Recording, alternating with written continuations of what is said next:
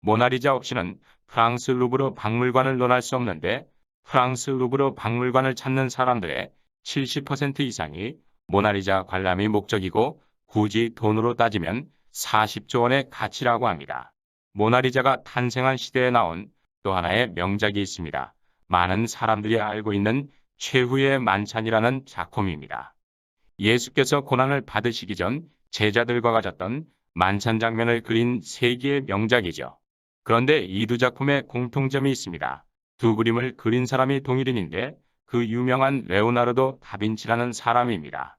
과학 전문지 네이처가 선정한 인류 역사를 바꾼 10명의 천재 중에 가장 창의적인 인물 10위는 아인슈타인, 6위는 뉴턴, 5위는 미켈란젤로, 2위는 세익스피어였습니다.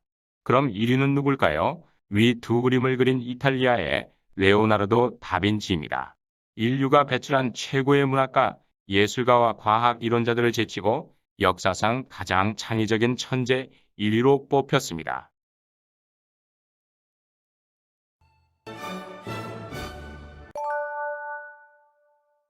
르네상스는 14세기와 16세기를 거쳐 유럽의 문예 부흥 운동이었습니다. 과학혁명의 토대가 만들어져 중세와 근세를 이어주는 시기였습니다. 레오나르도 다빈치는 이 시기에 태어났는데 1452년에 태어났고 1519년 사망할 때까지 화가이자 조각가, 발명가, 건축가, 해부학자, 지리학자, 음악가로 왕성한 활동을 했던 당대 최고의 석학이었습니다. 그와 동시대를 살았던 미켈란젤로는 여러 대작을 남겼는데 피에타와 다비드, 모세 천장화, 그리고 최후의 심판을 작업한 위대한 천재예술가였죠. 예술적 가치 창조자라면 레오나르도에 뒤처지지 않고 오히려 더 낫다는 평가도 있습니다. 그렇지만 미켈란젤로가 종교예술의 가치에 치중한 반면 레오나르도는 예술과 기술, 과학을 융합하여 인간의 삶을 개선하기 위해 평생 끊임없이 창의적인 노력을 했습니다. 이는 실용적인 마인드를 갖고 있는 유럽인들에게 레오나르도가 더 관심을 받는 건 당연했으며 인간의 역사를 바꾼 10명의 천재 중에 가장 창의적인 인재로 평가된 것입니다. 그렇다면 그가 개발한 발명품들을 살펴보겠습니다. 최초의 장갑차 개념으로 레오나르도 다빈치의 전투차량 스케치를 꼽습니다. 360도로 공격할 수 있도록 대포를 장착했습니다.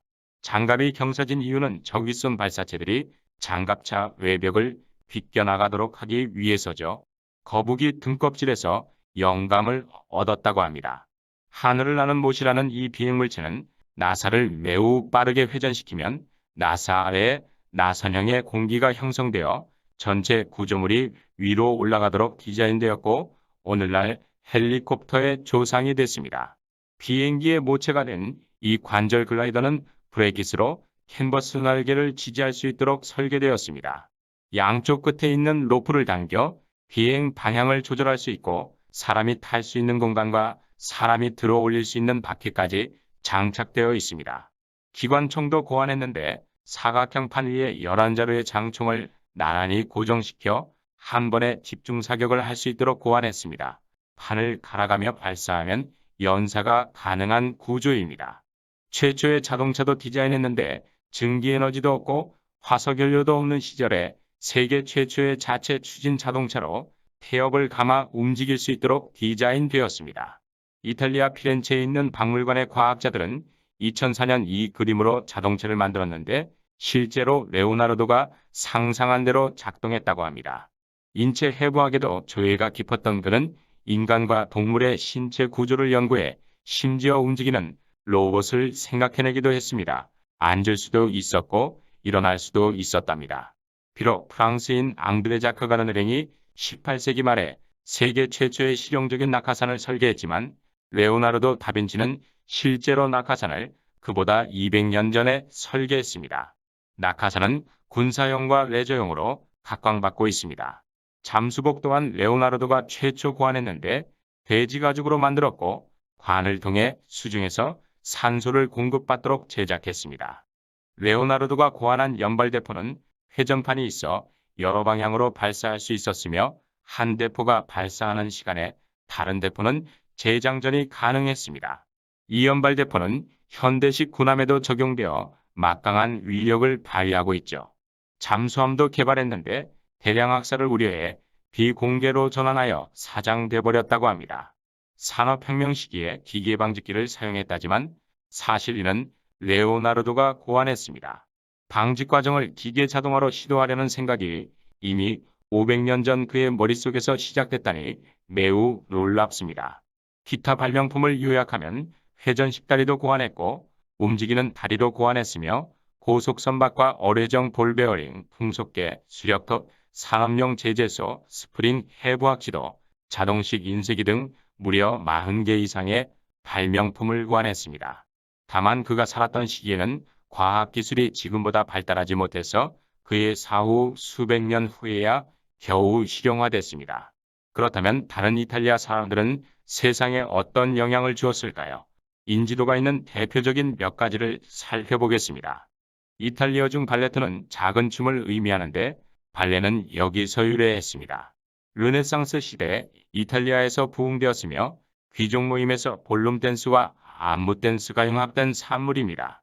아름다운 춤과 음악의 조화를 숙달시킬 수 있었고 발레토에 매료된 프랑스에서 유행하다 결국 러시아에서 꽃을 피웠습니다. 피아노는 이탈리아의 바르톨로 크리스토포리가 1700년에 피아노 포르테라는 최초의 피아노를 제작했고 1709년 하프시코드를 프로토타입으로 사용하여 클라비코드를 제작했습니다. 동물의 깃털로 현을 뽑던 기계장치 대신 해머로 현을 두드리는 기계장치를 채택하여 소리가 더욱 표현력 있고 음력이 풍부해졌습니다. 바이올린은 현대 오케스트라에서 주도적인 역할을 담당하며 가장 많은 수를 차지하는 매우 인기 있는 악기죠. 그래서 원조 논란이 많습니다. 최초 발명가를 아직도 찾고 있지만 많은 학자들은 북부 이탈리아의 안드레아 마티를 최초의 바이올린 제작자로 추정합니다. 다음은 과학 분야입니다. 1564년 이탈리아의 토스카나 출신 갈릴레오는 지동설을 주장한 사람으로 망원경을 완성했으며 온도계도 개발했습니다.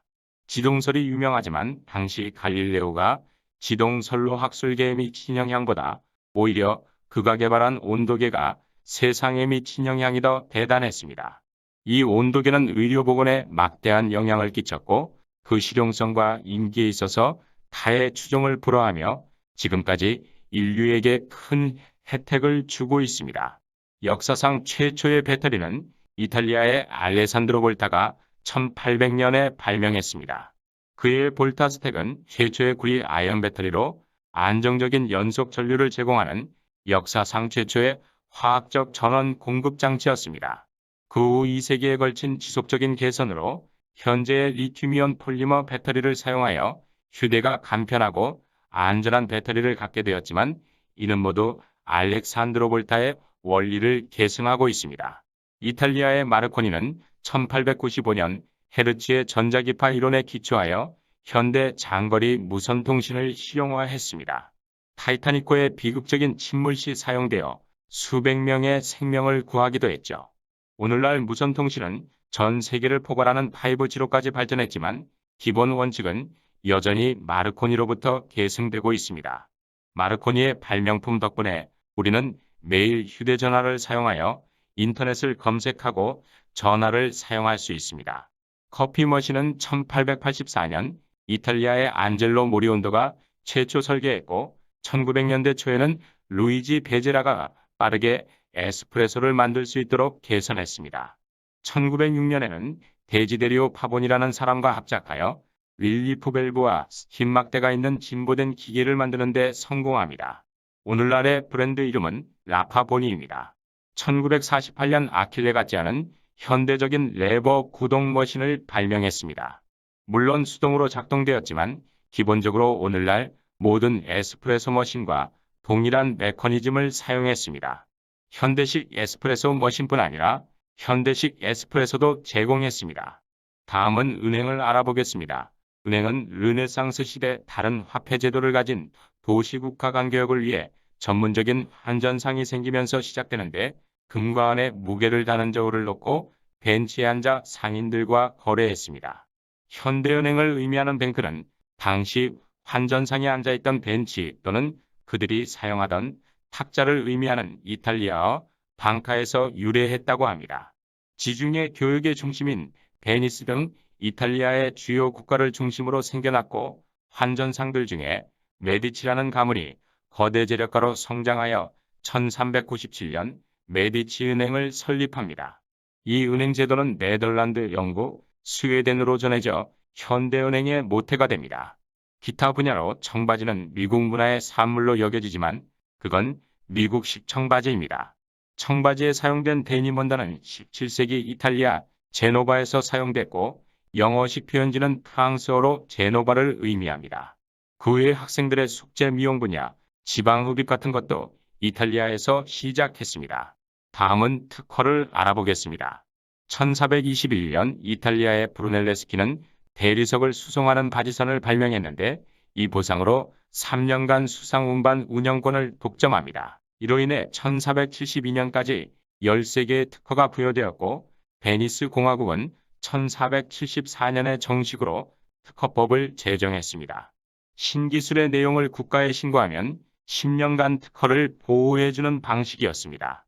이 제도를 도입한 나라가 바로 영국이죠. 특허의 가치를 정확히 알고 있던 영국은 이 시스템을 1624년에 전매조례로 만들어 발명자에게 14년 동안 독점권을 주었습니다. 이 제도를 시행하자 당시 후진공화국이었던 영국에 많은 기술자들이 유입되었고 인류에게 아주 큰 사건이라고 할 수 있는 산업혁명까지 일어납니다. 영국에게는 신의 한 수였던 겁니다. 이 특허는 미국에 건너가 지적재산권으로 발전하였고 지금도 인류의 과학기술 진보에 지대한 역할을 하고 있습니다. 이 특허 제도로 인해 오늘날의 획기적인 발명품이 대부분 미국에서 나왔던 이유가 될 것입니다. 미국의 특허 추로는 2018년 6월 19일에 무려 1천만 번째 특허를 등록했습니다. 마지막으로 이탈리아인들이 개발한 품목들을 정리해봤습니다.